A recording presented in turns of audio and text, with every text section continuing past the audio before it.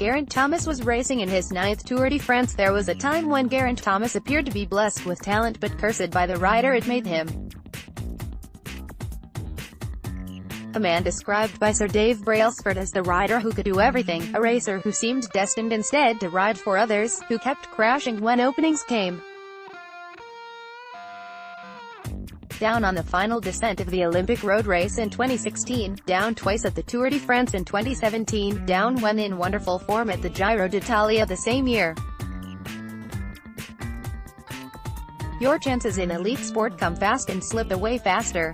Now that curse is gone, blown away over the past 3 weeks in relentless and spectacular fashion.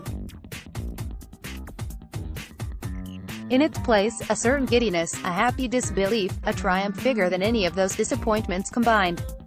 Thomas watched his old Great Britain teammate Bradley Wiggins win the 2012 Tour de France.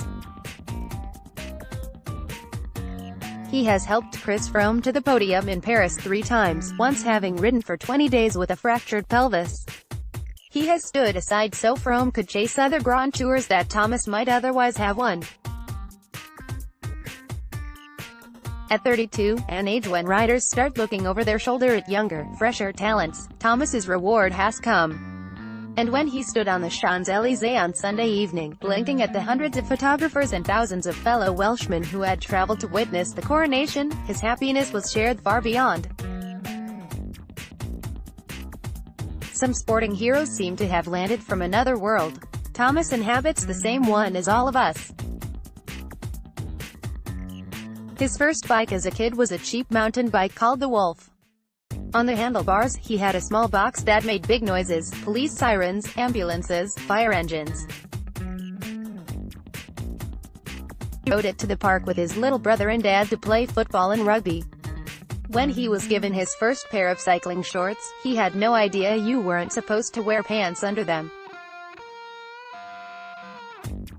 When he went out for his first long ride, from his home in the Cardiff suburbs to the Story Arms Outdoor Centre in Brecon, he got lost on the way back and was so tired on his eventual return that he had to press the doorbell with his forehead.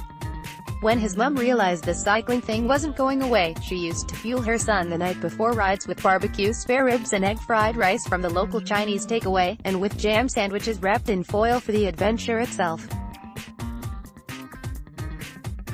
Geraint Thomas on the verge of becoming the first Welshman to win the Tour de France as the rides got longer and the successes began to come, winning Olympic gold in Beijing 2008 as part of the GB Team Pursuit Quartet. The boy grew up but stayed the same.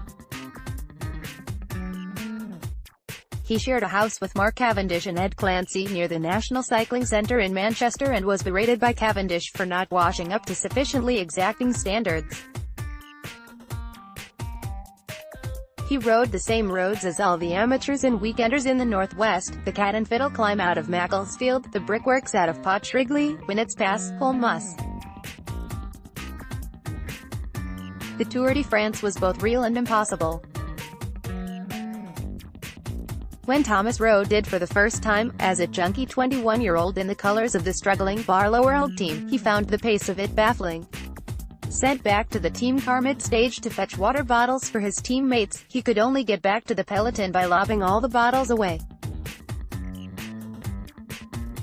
Thomas was 140th out of 141 finishers on his Tour debut in 2007. On climbs he would be dropped instantly. On flat stages he would be dropped all the same. Sometimes his bike computer would auto-pause, assuming he had stopped because he was ascending the big mountains so slowly. All the time the same thought was rattling round his exhausted mind: how can you come to a race like this and actually try to win it? It's hard enough to finish a day. The transformation came slowly but inexorably. From finishing the Tour, to becoming Froome's key lieutenant. Losing the puppy fat, losing some of the muscle that gives track riders their power. Horrendous training reps up Mount Eta in Tenerife, taking in altitude and long drags and brutal climbs. Ditching the spring one-day classics for summer's Grand Tours, finishing 15th at the Tour, learning from Wiggins and Froome and everything Team Sky's coaches and nutritionists could throw at him. This July he has ridden with the experience of a veteran and the confidence of a man who knows his time at last has come. There are those who would put it down to luck, to the punctures and crashes sustained by his rivals. Richie poured out after a fall on the road to Roubaix. Vincenzo Nibali brought down by a spectator on Alpe d'Huez. Tom Dumoulin lost time to a flat tire and then a penalty for drafting before the Mur de Bretagne. Froome crashed on the very first stage. Had Dumoulin and Froome stayed safe throughout, they would still not be within 45 seconds of Thomas. On 7 different stages in this tour, Thomas has taken time out of Dumoulin, the man who will finish second. Dumoulin took time from Thomas only on the penultimate stage on Saturday, and even then only 14 seconds. Has Thomas been lucky? Luck at the Tour comes with cleverness, with putting yourself in the right place in a constantly shifting mass of 100 or more riders racing at 45 miles per hour, of reading the body language and moves of those looking to attack you and ambush you, of eating right, and holding the concentration not only on the climbs but on treacherous, slippery descents too.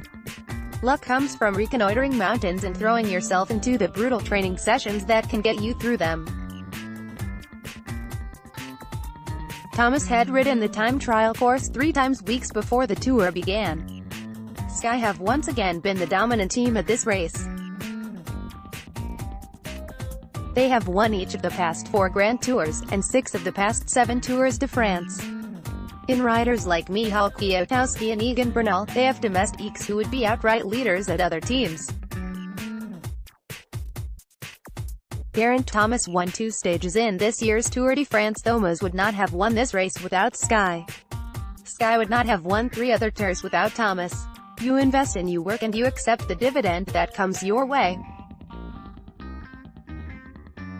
There are multiple subplots across the 3 weeks and 3,300 kilometers of a tour.